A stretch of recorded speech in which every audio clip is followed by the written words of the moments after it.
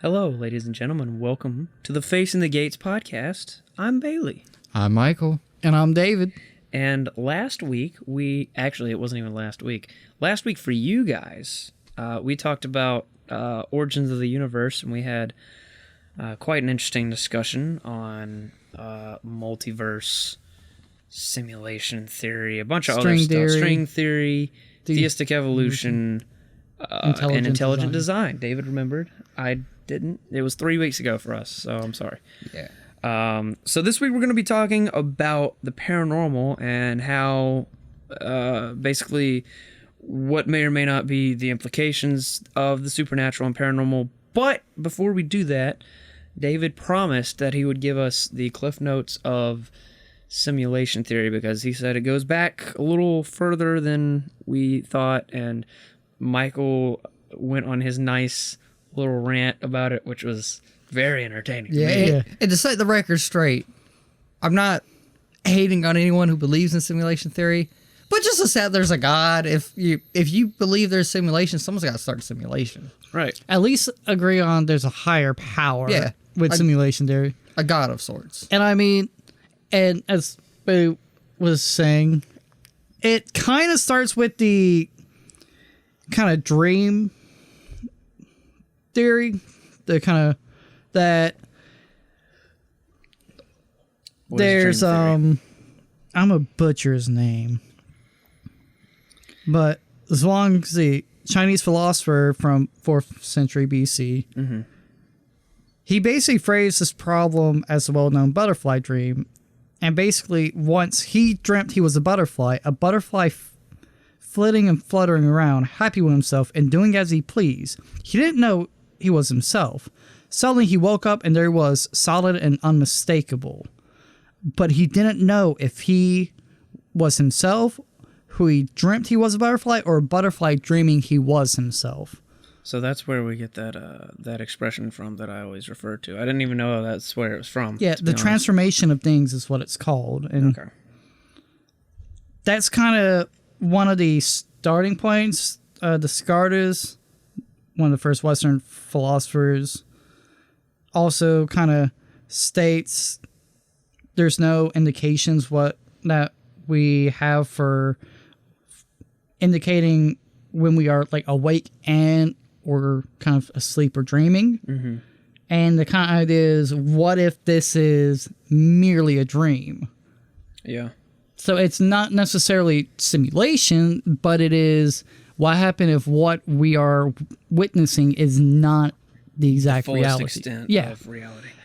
And the kind of next thing would be Bostrom's trilemma, which is one of these must be true. Probability of advanced humans who will one day be able to run advanced ancestor simulations. That's not 0%. Yeah. And then the probability of advanced humans who will one day be able to run the simulations but don't. That's also probably about the same percentage. And then probability that people with our kind of experiences are living in a simulation. If one of those is true, then that kind of might lead itself to be true. Or if those two aren't true, it might still be true. Which, I mean, it's kind of a self-describing prophecy in itself. Like a self-fulfilling prophecy. Yeah. And it is, at least in my eyes. Yeah. It's very much still a cool thought experiment. And it goes even deeper than that. But that's kind of one of the fundamentals of simulation theory, is Bostrom's question or kind of ideas, mainly known as Bostrom's trilemma. Okay. All right. Well, that's interesting. Do you have more on that, or do you want to like just? Because I know you did a lot of research on it that you might want to condense down. Also, I'll note that some people, such as Nick Bostrom and John Baudrillard, Yuri Volchenko's writings somewhat try to combine that with like religion and spirituality, and other people are trying to do the same thing, which, as we stated, it's kind of like having Yeah. But it is something. To me, so a cool thought experiment, but also fascinating to see people make those connections in that. Yeah. Well, we may do an episode on this later, because, that just happened to be, like, a thing. We didn't know it was as deep as this, necessarily. David just looked it up out of curiosity and was like, hey, there's a lot of stuff on this, and took a bunch of notes. So if you guys are interested, we can do an episode devoted to simulation theory in the future. Or if you just don't care and, don't want us to do it, then we don't have to. But we may just do it because we want to. I don't know. It depends. David hasn't put together any episodes, so I might just make him do it anyway. But it would be interesting to timeline that. Yeah, it would. And also, sorry for the cat. Yeah, the cat came in. Sorry about. Hopefully, you can definitely hear her when she's at the door anyway. So you're probably gonna hear a cat in the background. But yeah, I don't like that cat. Yeah, you might also hear me to get up and let her out when she wants out. Yeah, so apologies for any noises or awkward cuts or anything. Yeah. All right. That I was gonna say the simulation theory does kind of tie in with an episode that I actually want to do later. It'll be a while before we get to it, but I want to do an episode on dreams. Is it just simply like brain chemical reactions while you're sleeping, or is there actually something more? Because all sorts of people before our time have always thought there was some kind of spiritual aspect to dreams. Yeah, and it's only in recent history that we've tried to like rationalize and explain it all the way entirely. Yeah, because, dreams are trippy. Yeah, they are the most surreal experience you can ever have in your life. Yeah, unless you don't have them. Most of the times I go in phases. Like I'll have a bunch of dreams for a little while, a period of time, and then I'll stop having dreams for a while. See, most of the times I won't have a dream that I remember, but then every once in a while I have a super weird dream. Bro, I just have sleep paralysis and like false awakenings and shit, so my dreams suck. Jeez. Sometimes I feel like there's like a weird like deja vu, like supernatural, like I'm seeing the future in my dream kind of thing. And other times I'm just like, this is just a strange amalgamation of random things that makes no sense.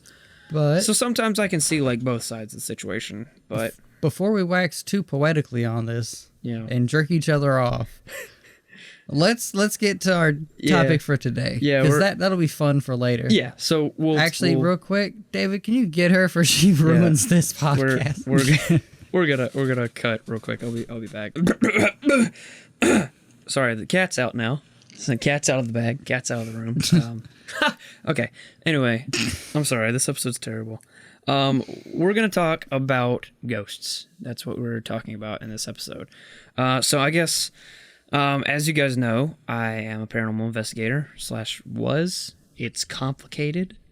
Worked with a team called Lost Souls Paranormal, I believe from 2012 to 2020, earlier this year.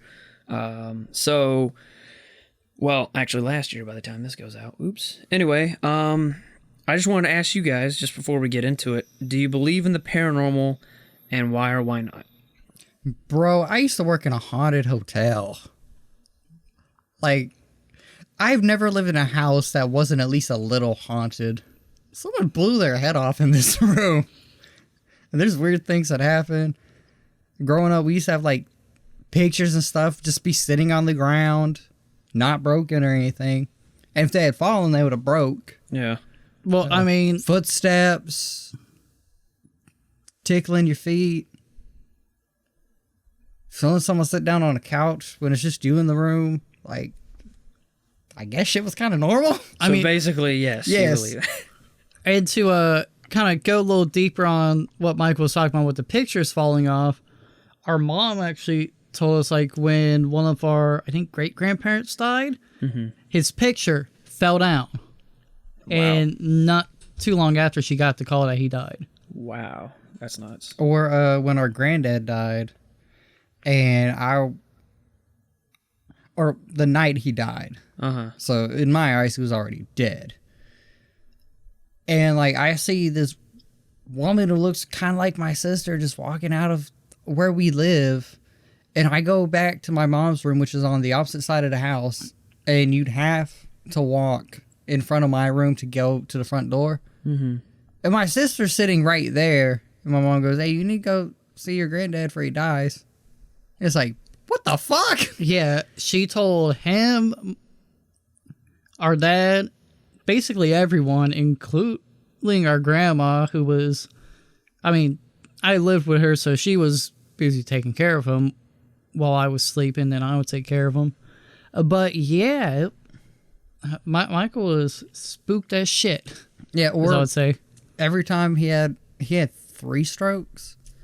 And each time I'd always wake up and my phone would be on the floor face down. Mm-hmm. And knowing I put my phone on my phone dock every night at that time. So it was just like, bro, what the fuck? Yeah, that's weird. What about you, David? So do you believe in the paranormal? No. Or like, you just said you had all these weird experiences. Well, that was from everyone else's perspective. Oh, okay. Yeah, that was shedding more light onto kind of like why Michael believes what he believes. So you just think it's all coincidence? Yeah. Like the footsteps at the old hotel at 3 o'clock in the I morning? never heard those.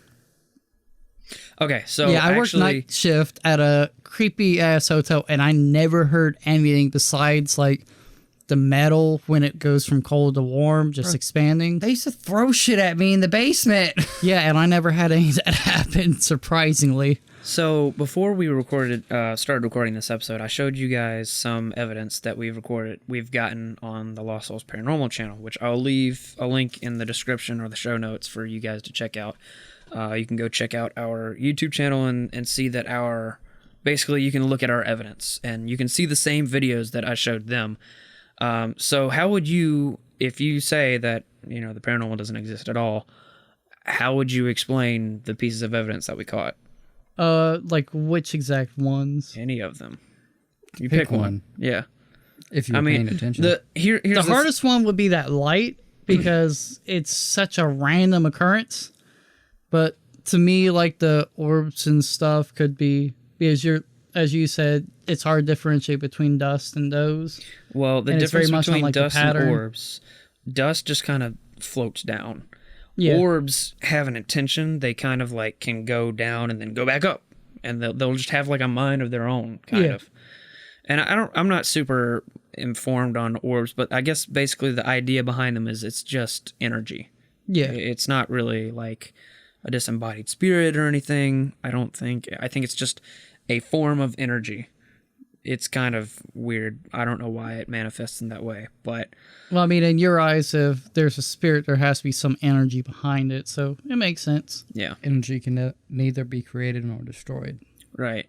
So, I guess my question for you is, like, how would you explain all the paranormal evidence that has ever been caught by anyone ever? I mean, no doubt there's some of it that is faked. I mean, look at the TV show. Yeah, I mean, there's a lot of... That's fake for ratings. Money corrupts anything. Well, I'm not saying that all of the paranormal TV shows are completely faked.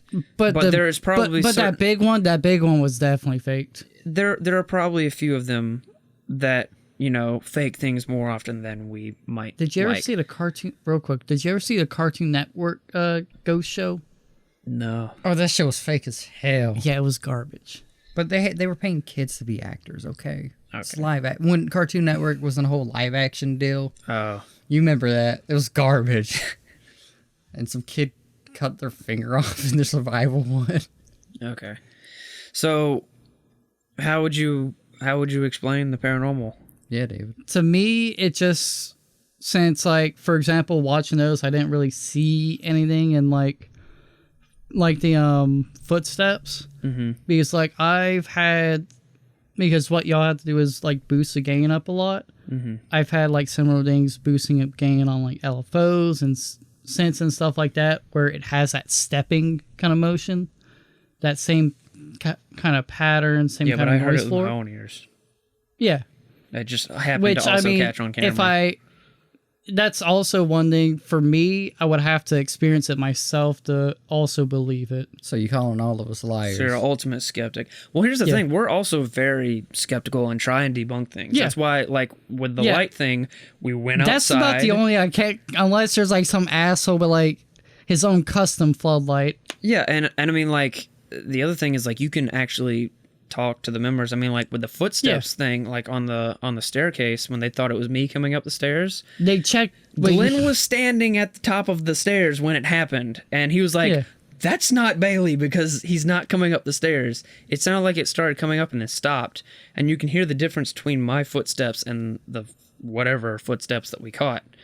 And I mean, obviously, we're not using the best equipment, so the audio quality is a little whack. Yeah. So there's gonna But be y'all are that. making the best of what your resources. Yeah. Yeah. But I'm just that ultimate. It's like when we were talking about what would it take for me to have a religious belief? I would have to experience it myself in order to believe it, because that's the ultimate.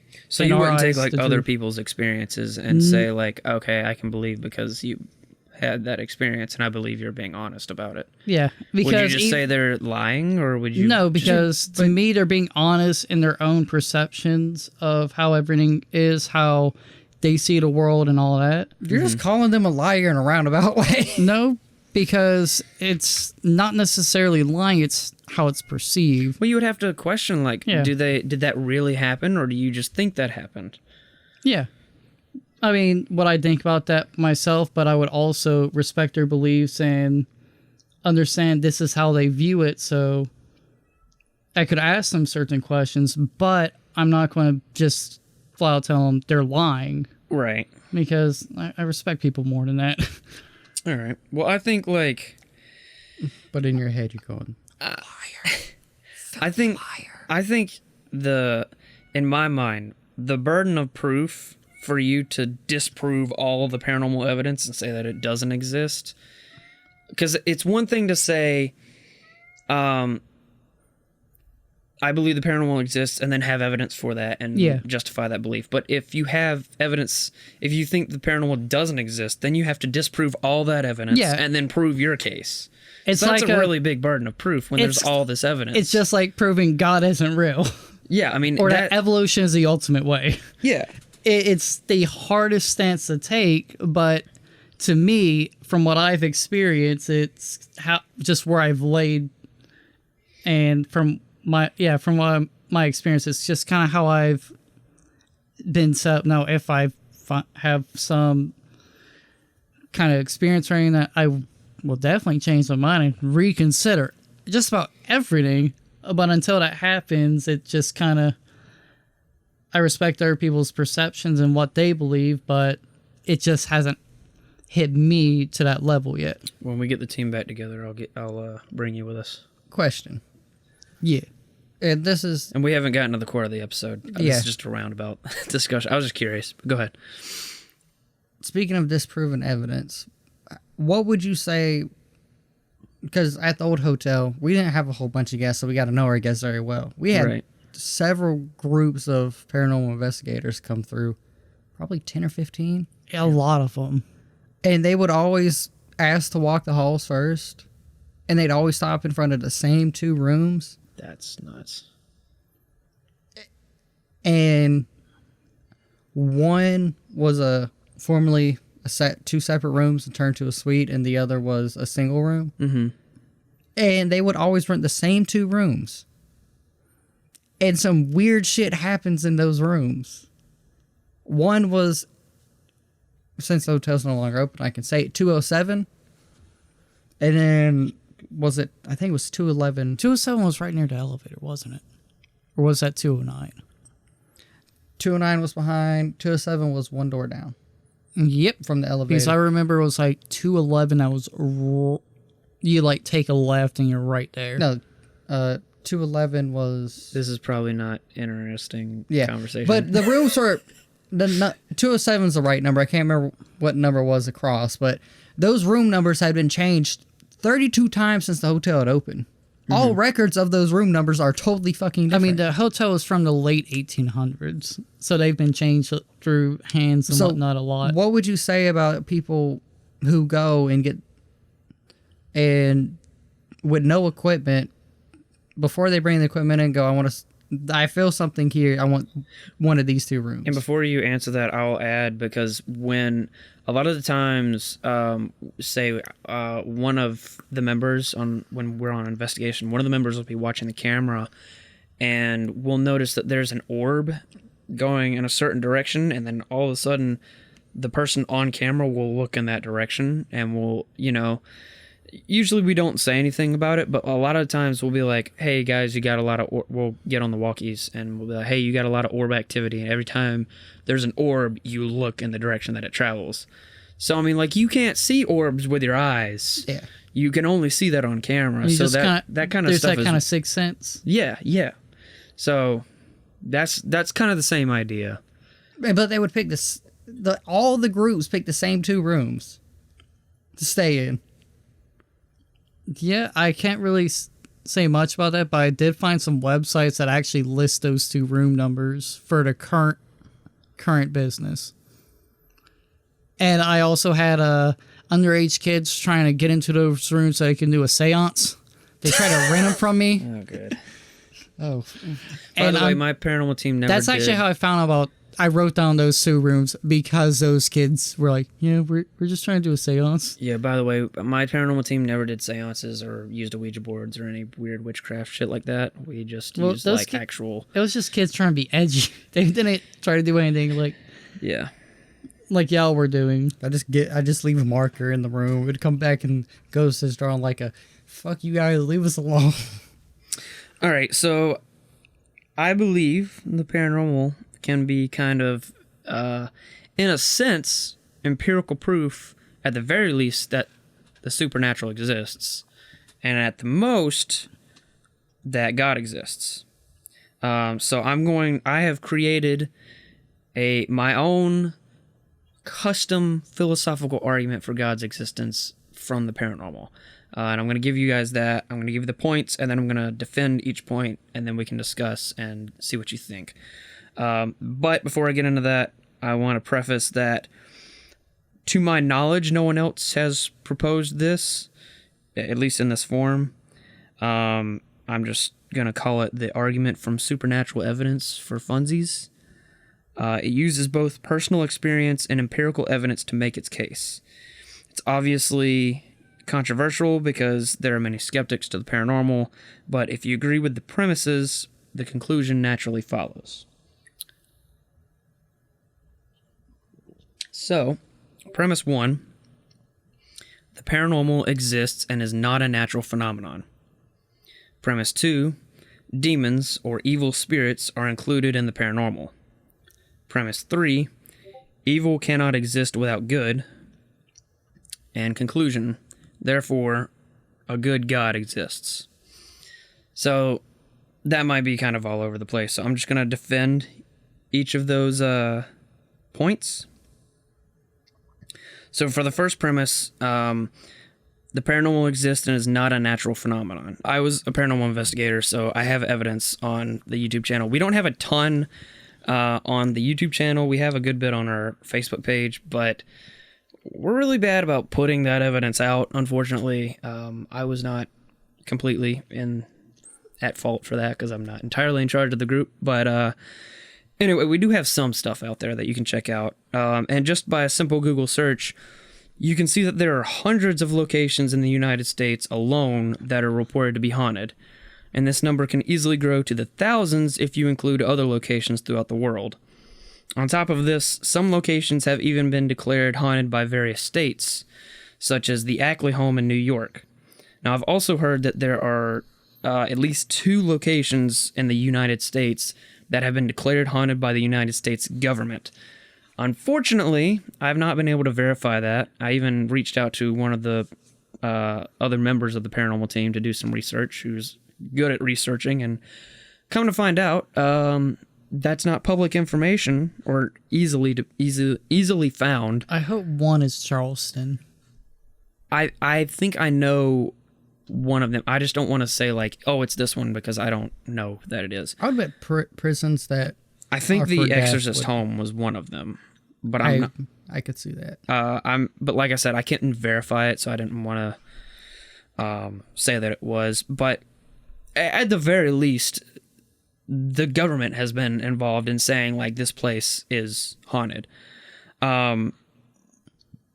So another thing is many people believe in ghosts today, and paranormal TV shows have become a large part of our culture. And like I've said, even though not all of their evidence is 100% legit, I don't think they're all entirely faked. There are hundreds of paranormal teams across the United States and even more across the world. This doesn't mean that they're right about the paranormal, but the sheer number of people who believe should cause skeptics to take their claims a little bit more seriously. So, I mean, you can even meet these investigators and have conversations with them, and if you don't believe, then you might even be able to join them and then find out for yourself. So like I mentioned with you earlier, David, I think the burden of proof for the skeptic to explain all the phenomenon away is pretty great. And now I know the evidence of paranormal doesn't necessarily lead to God. It only implies that the supernatural exists, which is why I have other premises. But what do you guys think of that first point? Basically that the paranormal exists and is not a natural phenomenon. Is that a... It depends on what you mean by natural. It is... Like of this plane, this earth, yeah, specifically. it's not something you... I mean, naturalists say that ghosts don't exist because it's not a part of the natural world. It's not predictable. It's not something we can test. It's we can supernatural. Yeah, we can. I mean, I know that some people don't like that distinction, Yeah. but between like the natural and supernatural. Yeah. But like, it is not. We can, we can experience it in the sense that we can capture evidence of it, but it's not something Or you like can have extra sensory activity. yeah, you can't. You can sense it, or you can record it on video or audio or whatever, but you can't necessarily test it and always get the same results like you could like a scientific. It's a bit chaotic. Yeah. Or Yeah. like you can test where places make certain noises that create certain reactions in the human brain. And then you could explain certain things away, because Yeah. that's a lot of what paranormal investigators do, is debunking stuff anyway. Especially me, I'm a skeptic, so like I need, if I think it could be something else, I try and explain it away. So Wow, for once, I'm not the skeptic. I believe there's ghosties and shit. well, I mean, I believe it, but when we're on an investigation, we always try and rule other stuff out. So if we put something out and then somebody says, "Oh, well, that was the fridge turning on," It's like we have video Then- of us testing the fridge turning. that takes your credibility away. Or you just go, hey man, the fridge, there's not even a fridge. Yeah, power there's was not off. even electricity in this building, or, stuff like that. So I mean, like, we do debunk stuff, but basically, that's what I mean, is that it's not something natural that we should expect. Basically, Yeah, that a it's kind controversial of, as premise? its name says, it's something super natural or Yeah. super unnatural. See, I think the definition is pretty sound, but it also depends on your worldview. Because some people believe everything has a spirit, and so Okay. spirits are of the natural earth. Like, yeah, some people, Like, especially like in especially Eastern cultures, people in- believe spirits are an Yeah. extension of the natural world. native cultures also, Okay, yeah, where you respect the land and the land will respect you. You know, Okay. tree spirits, okay, animal spirits, all that. yeah, So, but I get where you're theologically coming from with that definition. That's a sound definition. okay, And it just depends on worldview. So gotcha. I'm not going to say your definition is bullshit because it's not. Okay, cool. You have anything to add to that or no? No, Yeah. pretty sound from kind of your point of view and everything. Okay. So defense number 2 for the premise that demons or evil spirits are included in the paranormal. So obviously, even though I was a paranormal investigator, I actively avoided suspected or known demonic cases because I didn't want to open myself up to anything demonic. And some people may see this as superstition. I saw it as a safety precaution. Like I said, we didn't use Ouija boards or do seances or any other witchcraft because these are specifically known to communicate with the demonic realm. I know of several people who have had negative experiences using Ouija boards, and they tell other people not to use them because they have had very bad experiences with them. I can name several people offhand, and by extension, I'm like, hey, I'm going to learn from your mistake and not do it myself. And anyone that's like, oh, it's just a game, don't fucking do it. It's not a game. You can have an experience with an Ouija board and it just be nothing happen, you know? Or It's kind of like playing you could Russian get roulette. Zulu or some shit attached to you, and you could have. That's another thing. Is, by the way, I probably shouldn't have done that. You should not just throw around demonic names, because they have power. So, anyway, basically, biblically speaking, though, demons are mentioned obviously in several places in the Bible. So I believe the Bible affirms the existence of literal evil beings called demons. Obviously, I know the existence of demons is probably one of the more controversial points. But what do you guys think about this point? I mean, the idea, because if you kind of put it in that perspective, angels are merely spirits, so demons must be, as they came. I mean, Satan himself was an angel. Mm-hmm. He's a spirit. All demons at least should be spirits, at least from the perspective I'm coming from. Everything has an equal and opposite reaction, so yeah. But now, I will say, I personally am down to go to some demonic-ass places and investigate, because that's just the fucking type of person I am. I would, if you were ever interested in a paranormal location, I would recommend going to something that is at least not confirmed to be demonic, because anytime you go, you are always risking opening yourself up to something. You could I mean, even if it's not demonic, it can still follow you home. It has followed multiple members home. Stuff that we have been on locations with has followed us home, and we have, you know, it sounds weird, but like we will have to either like get blessed or have our homes blessed or whatever. I haven't had that happen, but I know several of the members have, and some people have like a preparation before they go on location, like they say a prayer or something, Sage, salt. or when they're, you know, like some people put like salt around a home. Some people, when they leave the location, they say, okay, you have to stay here. You're not welcome to follow me home or whatever. Some people bring peace offerings. It's not like, It's not a one-size-fits-all. Everybody has their thing. yeah, but it's also, Hoping the spirit can interpretate.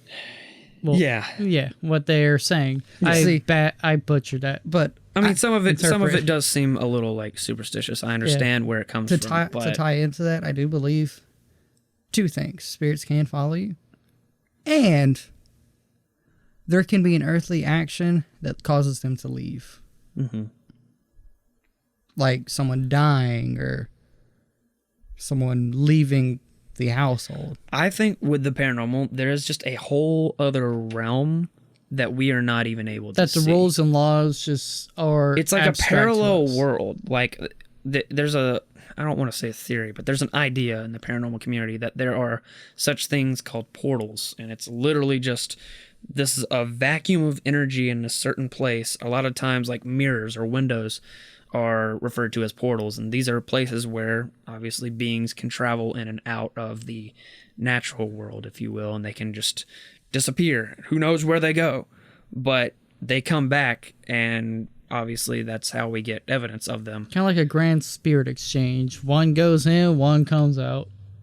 Yeah, I don't know. One decides, man, this dude's boring. I don't want to creep on him anymore. And the other thing is, it's so hard to define or pin down theories about the paranormal. Well, it's a very- because it's so elusive, and like you can't really. And it's abstract in the most definitive abstract sense. It is extremely abstract, and like when you try and get like empirical evidence, like video footage or audio evidence or whatever, you know, like that is scientific evidence that the paranormal exists.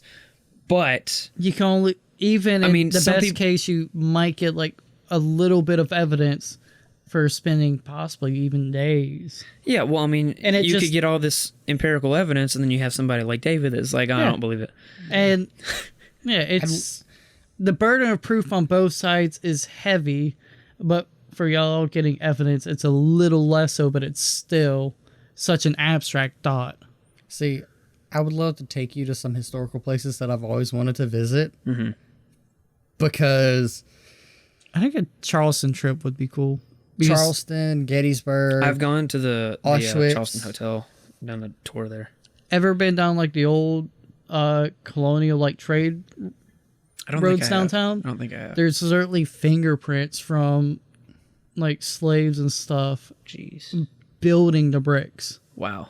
Or New Orleans, obviously, is a hot spot. New Orleans is but lovely place. Or I would love to go visit old prisons that are closed down, especially prisons that had the death penalty, and go into the death house. Just make sure you have someone who knows how to open those doors. Oh, fuck yeah. A musician I follow, actually, him and another musician got locked in a jail cell Oh, good. accidentally. I think stuff like that would be lit. See, So- or like rundown mills and stuff will be interesting. Yeah. All right. So basically, on that point, you know, I think this is my most controversial premise: is that demons exist. I mean, and as I know you were like, well, following your logic, it's not hard to believe, but like, yeah. I don't know. I guess like, as people that are, I know you're skeptical, but I mean, like, Hyper. do you believe? I mean, I know you believe in the. Michael believes in the paranormal. Do you believe in demons also, or evil spirits? Evil, yes, because I've witnessed like playful, like a little girl in the lobby. You could watch the her little footsteps as the mint wrappers moved. And then I've had stuff thrown at me in a basement. Yeah.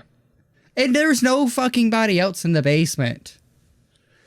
So for every good, childish, playful, there's that evil old asshole. Mm-hmm. So if the definition of a demon is evil, is the yin to the yang, then yeah, of course, with that definition, yes. Okay. Do you think demons exist, David, or do you think it's possible? I mean, obviously you don't believe in. I don't believe in supernatural at them, all. but if there is such thing as angels, I believe that, like in the Bible, have come down and spoke to people. Then there must be demons that. They can't be one without the other. Yeah. Basically. It's just the basic. A positive has to have a negative. Yeah, and that's really my my third premise is evil cannot exist without good. Yeah, because we Evil- want to know what is good or what is bad without the other. Yeah, evil and good are completely arbitrary if there is no distinction to be made. They are by definition polar opposites. If there were no good, evil wouldn't exist, and vice versa. Logically speaking, you have to have both. The duality of the apple. Yeah. And that's it. That's pretty much it. That was my defense for my argument. I'll recap the argument again, and then we can just kind of discuss it and maybe wrap up. So basically, premise 1: the paranormal exists and is not a natural phenomenon. Premise 2: demons or evil spirits are included in the paranormal. Premise 3: evil cannot exist without good. And conclusion: therefore, a good God exists. Yeah, the only thing I would add, and it's based on what you believe, do you think that angels are kind of spirits in themselves? Yeah, kind of. Because I would add that in the second part, since you said demons and spirits, I would do like demons and angels are spirits. Well, I said demons or evil spirits are included in the paranormal. Yeah, so I would just to add that contrast, because you can't have one without the other. Well, what I was doing is I have evil spirits in premise 3, and then the conclusion is deduced between premise 2 and 3, because demons or evil spirits are included in the paranormal. Premise 3, evil cannot exist without good. Conclusion: God is good. So that's where I'm getting that from, basically. Now, I would just, it's all matches up for me, but I would still think about adding that because, people are the harshest critics. Well, other people are harshest critics. well, also, some paranormal people believe in just energy. Not necessarily good, not necessarily bad, but just chaotic energy moving Yeah. around. And usually in that idea, it's usually instead of an evil energy, it's a mischievous energy that will play tricks but doesn't know what end to stop to. Yeah. I guess since this is kind of a short episode, I want to go ahead and talk a little bit about like, we can just go ahead and talk about paranormal. Yeah, I got a question. Okay, go ahead. Do you believe the paranormal ties into the spiritual afterlife? Actually, I was going to get into that. Fuck yeah. So Yeah, I was hoping for that too. yeah, so, and we touched on this, I think, with my interview a little bit, but basically, as a paranormal investigator, I know of at least 4 types of spirits that exist. I know there are residual spirits, which these are the ones that are just kind of like on a tape, on a loop recording. Living in act. Just living a certain part of their life over and over again. These are the kind of ghosts that you see in the window at 1 p.m. every day. Creatures of habit. Yeah, Smoking a cigarette. They're just repeatedly doing the same thing. Typically, they aren't aware of other people. They are just going through the motions, basically. And you may not be able to interact with these spirits. There's also intelligent spirits. Intelligent spirits are obviously ones you can interact with, ones that will respond to questions. They can turn on flashlights or use K2 meters or answer questions or communicate with you, basically. It's important not to conflate them with demons. Demons are basically the same thing as intelligent spirits, but they are deliberately malevolent. They sometimes will just deceive you and trick you into thinking that they're a good spirit. Other times they can scratch you, possess you, attack you, say really harsh, rude things, have really distorted, strange, otherworldly sounding voices. And then the last type is poltergeists. And poltergeists are just spirits that just like to throw shit, basically. I don't really know why. They just like... They're just assholes. They are a little bit more aggressive than your average intelligent spirit, but they're not quite necessarily They're demonic. almost barbaric in a sense. Not necessarily. Demonic spirits, I would say, are barbaric. They're kind of like in between demons and intelligent spirits. But they do throw shit, and I don't really know why. That's just their thing. So that motherfucker in the basement's a fucking poltergeist asshole. Almost like that's what I was thinking. it's almost when like you said spirits. Some of them have. It's like the varying levels of sentience. that. Yeah, basically. Because so I was about to ask, so with every investigation, there's even because as you said, they can be intelligent spirits can be deceptive. There's always that risk. Yes. It's like playing Russian roulette. Yeah. So there's 2 things I want to point out, because I know this is kind of a religious podcast, meant to be, but this ties into religion. well, that's the thing. I think is Obviously, the atheist doesn't believe. yeah, but if I was to believe in the paranormal, I would deduce that if there's paranormal, there's something greater than myself. So there must be some religion out there, So as there's a spiritual force. So you asked how I think that ties in with the afterlife. I have been puzzling over this for the longest time, because obviously growing up, I was taught when you die, you either go to heaven or you go to hell. If you're Catholic, you might go to purgatory. If you're Orthodox, you might go to a toll house. There's all these, but basically it's, you're not going to be on this earth anymore. Either way. That's not going to happen.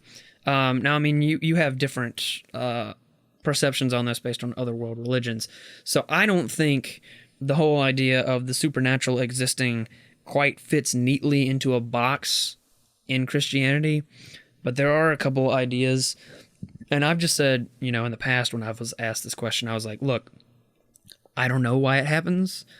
And I'm not going to know until I die and figure it out myself. But you know what happens. Yeah, I know the paranormal exists because I've experienced it and I've gotten evidence of it. I felt it personally. I'm not going to say it doesn't exist, but that doesn't rule out my belief in God. Yeah, if anything, it just strengthens it because I know the supernatural exists. So why would God not exist? Yeah, and that's kind of because I haven't had any spiritual or paranormal existence. That's one of the main reasons I'm an atheist. As I said. Yeah, so as far as like where it fits, there are two kind of ideas I've heard. One was a theory posited by C.S. Lewis. Now he posited this, and I don't know if this is exactly a theory. He mentioned this in his book, The Great Divorce. And The Great Divorce is a fictional story that is designed to tell a theological story. So it's basically not a true story, but it's meant to get at truth, basically. So he kind of said, you know, in this book, spirits from hell travel to the planes where heaven and hell meet. And basically the spirits from heaven are trying to convince the spirits from hell to go to heaven, but it's really painful for them. Like, basically, even walking on that ground is like coals for them. And everything that they do, like, you know, looking at these spirits, like, they're really bright, it's blinding. Like, everything that would be heaven for them is extremely painful and extremely difficult for them to experience because they have become so hardened to that. And basically that's a deeper theological allegory. But C.S. Lewis mentioned, you know, basically with this idea is that perhaps God allows the spirits in hell to escape sometimes to visit Earth for whatever reason he may have. That's one idea. And then the other thing, it's not really an idea, but Jesus in the Bible mentions ghosts. I don't remember what the exact verse is off the top of my head, but basically, I believe one of the apostles was afraid because they thought Jesus was a ghost, and Jesus is like, no, I'm not a ghost because you can touch me. I'm not a spirit. And he doesn't correct them. He doesn't say, no, silly, ghosts don't exist. He was just saying, I'm not a ghost. Yeah. I mean, he didn't confirm nor deny, but you would think he would correct them. The Son of God. You would think he would correct them. Yeah. He's like, no, touch me. I'm real. Like, Instead of bro, like, stop ghosts tripping. don't, I'm like, I'm Jesus, ghosts don't exist. Put this on the record. And like with the first idea, it makes sense because if they were to escape, the various methods, even us as humans, cope. Some go to habit, some lash out, and some try to figure it out. Mm-hmm. So like you have the habitual ghost, the intelligent ghost, and then just kind of the angry habitual ghost and the demons. Yeah, and the poltergeist. Yeah, so it makes sense in the idea of how one would cope with a bad situation, such as being in hell. Hell's not good. Yeah. Now, there's two ideas that I've heard before. Okay, go ahead. And I can't remember where I heard them. But one is that Earth in itself is the proving ground of sorts. Mm-hmm. Where you can weigh if someone who might have went to heaven but wasn't allowed to learn about, say, whatever God's right, what kind of the proving ground, see if that person really belongs there or doesn't. And then another one is that... So it's kind of like an intermediary state between like heaven and hell. And what you do in the spiritual form here is going to show where you end up because that's your true nature. Yeah. And then another one that I've heard is for some people, when they get to the gates, it's like, yes, you're technically in, but you were a real fucking bastard. You got to go to hell for a little bit. And then you got to prove it. It's like a detention. Yeah. So purgatory. and then you're brought to purgatory, and then it's decided if you can come. So it's like being Locked up, put in a rehab, and then coming home. And I don't necessarily buy into those. I mean, the first one fits more so into like, we're here right now. Maybe this is the big judgment day. And some people have that idea, and that's why they believe heavily in what they believe, is because they feel like this is a big proving ground of your values. Because, I mean, in the beginning, you're born. The intermediary is up until you go to heaven or hell. So, therefore, this whole thing we call life and being a human is the intermediary. Oh, dude. Real quick, rum chata burps are awful. Fucking terrible.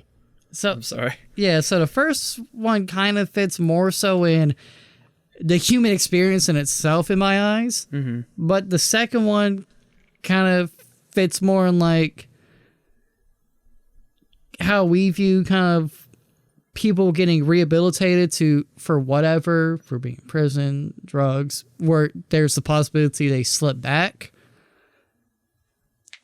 But the only thing would be the kind of, I mean, we've already spoken, God is infinite with time. Yeah. So it would just be a because there's people that say that demonic ghosts, good ghosts, habitual ghosts have existed for hundreds, if not thousands of years. It would just be that time frame of how long is enough to take it to the next level with the second one. Well, it depends on how much of a bastard you are. Yeah. And that's a big if with that kind of proving that second. Maybe one. God has been like, hey, Satan, you're a real fucking bastard. You stay there. I mean, that's kind of what happened. So the only, I guess, And now push back, the only problem I have with that theory is it's not really, at least from a Christian worldview, it's not really built upon God's grace. Yeah. It's not saying, like, I have forgiven you for the things. And I mean, like, honestly, I don't, and this is spoilers for if we talk about this later, but I don't believe in once saved, always saved, because I do believe that you can accept Christ at one point and then say, I'm not really feeling it, and then just do whatever you want to do. Or commit mass genocide. Because like I said, I mean, I think what it means to be Christian is you have to make a change in your life. It's a lifestyle. You have to make improvements in your life. And if you just disregard, it can't just be a mental. Yeah, and that's why, like, even though I don't believe what you acceptance. believe, I respect a hell of a lot of what you believe because you live that lifestyle. I try to. And you try to Fuck up sometimes, but yeah, but that's the struggle. You're always stepping forward to improve yourself. You're not just like, oh yeah, I went to church and I'm good for the week. It's like, no, it's a constant process, and you're not like, yeah, I got saved like 7 years ago, but I'm going to like drive my car into a orphanage. Or that's not really my thing. Xavier Renegade, and you also don't believe necessarily like Xavier Renegade Angel did the kind of quickest, this terrible person as he falls into a battle like molten metal, I think, and he just does the Hail Mary for praise for forgiveness, and he's like, yes, wow, did in time, and it's like that's not how it works, and that was the joke. See, if I was to buy into the Judeo-Christian worldview, I would believe at the end of life you could ask for forgiveness, but it would have to be a genuine forgiveness and not like the "ha, gotcha, bitch." Yeah, exactly. It would have to be genuine. It can't just be something like, yeah, I'm just doing this just because. Yeah. Big J up there. What if spirits are limbo? And we're still in the middle ground, but we just haven't been judged yet. I don't know. Well, I don't know if this is going to tie into what you're saying right now or not, but there's two things that I wanted to mention. I know there's probably a certain audience out there that's going to listen to this and say, "Oh, well, this guy, he ghost hunts. He, believes in all these spirits, and well, I just believe in angels and demons, and there ain't nothing else. That's spirits. That's it. There's just angels and demons. There ain't none of this other bullshit." I'll tell you what. No, like, okay, you can say that, but you can't. I've experienced it, and you can throw your beliefs at me all you want. I have evidence for what I believe. That sounds really douchey, but I don't know. I mean, like, I know it doesn't fit neatly into a box for Christianity, and I don't know how to explain it, really, but I know it's real. Yeah, you've had that experience, and you've come to your own conclusions. It's like saying Because, God's real or God's fake. Spirit comes from... Spirituality. Spirituality is tied to religion, if you like it or not. Yeah. And so it all melds together, where that's one thing I hate when people are like, I'm not religious, I'm spiritual, but you have your own religion. Yeah, and the other thing is, basically, you were I don't remember which one you mentioned it, but like, you know, I mentioned how like intelligent spirits or demons, for example, demons can pretend to be Yeah, an innocent little deception. Yeah, they can just pretend to be an innocent little girl, and then that's how they get you. And then they bang you in the bathroom and the next thing you know, you're pushing out the Antichrist, being exorcised. And burning sage every day because you just had the scariest experience of your life. There are probably skeptics out there that's going to say, on the topic of there are only angels and demons, they're probably going to say, well, there are still only angels and demons. Just the ones you encountered tricked you. Well, the problem with saying that is they did a really bad job at tricking me.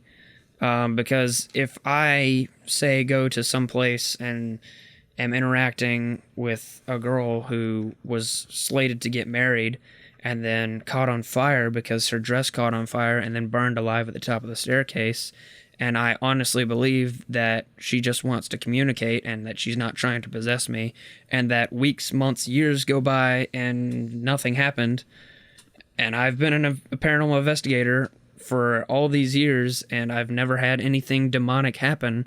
Now, I'm not saying that you can't risk opening yourself up to that, but the spirits that I believe were this never really took the turn, I guess, to take the shot and do whatever they might have done. It wasn't something as beneficial as having like an angel talk to you, but it wasn't something as negative having a demon kind of take you. Yeah. It was something kind of in that gray area. Yeah. And basically you're like, yeah, angels and demons exist. Yeah. But what about that gray area? What's in the middle? Yeah, and I don't know. And I mean, like, You're well, the problem is the Bible doesn't like outline like, oh, well, this is also. Like, I mean, like, it's deliberately vague. It doesn't. Yeah. The other thing I wanted to mention, which is really important, is the Bible never says when you die you're immediately going to heaven or hell. It just says That you'll is eventually have judgment day. That is a very modern, particularly Protestant worldview idea, basically. Yeah. That you're just when you die, that's it, and then you're in one of those places or you're not. Yeah, because I mean, time once you're into God's domain, time is works infinite. different. Yeah, time works completely differently. He is above and time. maybe from your perception, the next thing you know will be that. But you there could also be a process in between where you are. I don't know what happens when you die, and the Bible doesn't tell and you no that one will ever explicitly. know until we die. Exactly. We're not trying to push that. We're not like Heaven's Gate. No, please don't. Maybe you're just fucking sitting there and like Fun fact. God's got you sitting at the bus station saying it's like, hey bro, what's up, man? Oh, fun fact about Heaven's Gate. You want to know how they made their money? Their website, didn't they? Web Merch? designers. Oh, yeah. But Nice. All right, well, it's is there any other things we need to add to this before we wrap it up? And I mean, we disagree, but we also are like, yeah, if you believe in any like religion or even just in spirits, you have to believe in religion. And we're all They're very much tied together. and we're all like on different levels of game to go to a haunted ass place. I'm down for whatever. David's like, it's not gonna bother me anyway. And Bailey's like, no, fuck that shit. I'll go. I just don't want to go somewhere that I know or suspect might be demonic. Yeah, so you're like, fuck that shit. I'm like, fuck it, let's roll. Yeah. I need a good It's a little Christian wreck. I'll voice. just I'm see you burning some sage, just Fuck off. And Fuck off. Just have Fuck like off. satchels of sage. Like, David, I gotta do this. Part of me. See Bailey pour a little holy water, take a little sip. Protect me, God. That's not how you use it, Michael. Just want to protect the inside. No, that's called liquor. All right. Well, And you just see me wilding out, hanging out with a goes, "What's up, man? Yeah." all right. And then both Bailey and I had to reevaluate our both spiritual and religious beliefs because we don't know what we saw.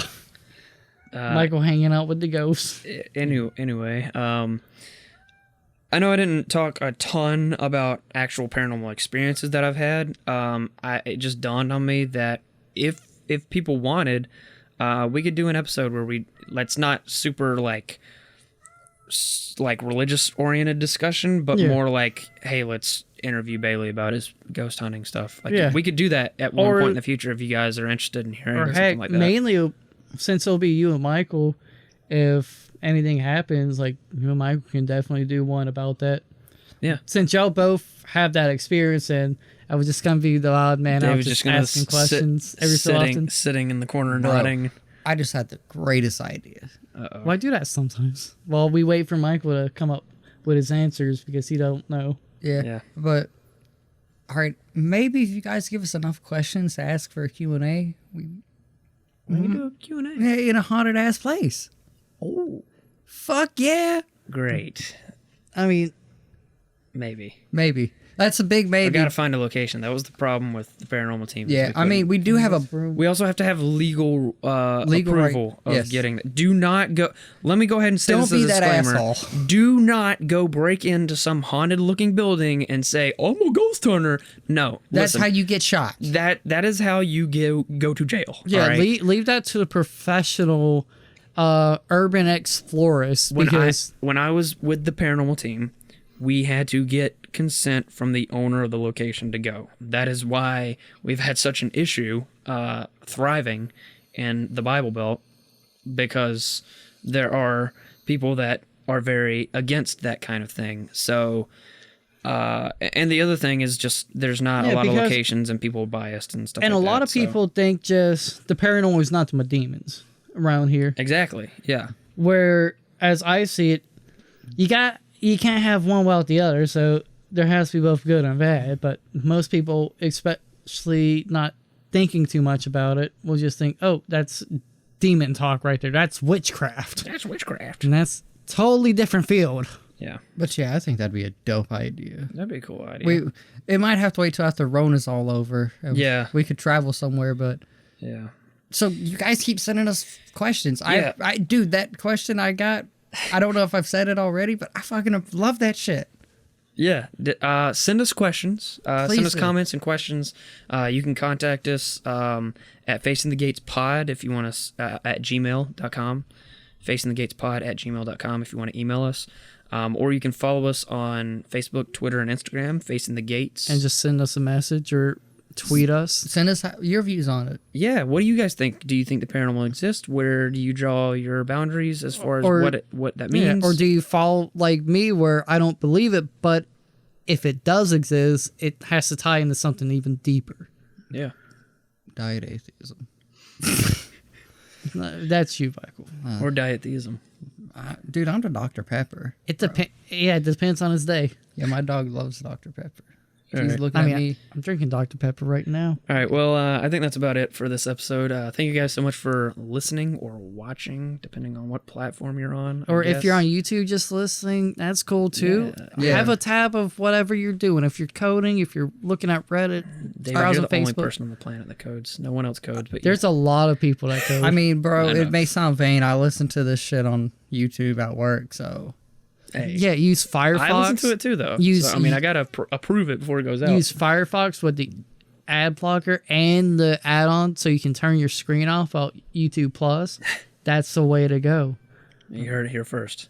just put it in your pocket All right. backwards. Well, next week we're going to be talking about the last argument for God's existence for this series. It's actually two. We're going to be talking about the arguments from love and beauty, and we're going to be. It's going to be a real nice, time, I guess. I don't know. We'll see how it goes. Yeah, It'll be it interesting. might be a train wreck. Who knows? Yeah, it could be. It's always interesting. No could matter be, it if could it's have a lot of train wreck or interruptions not. like we did this week. So Yeah. But anyway, thanks. Love you guys. Love you. appreciate y'all rocking with us. Goodbye. Mwah.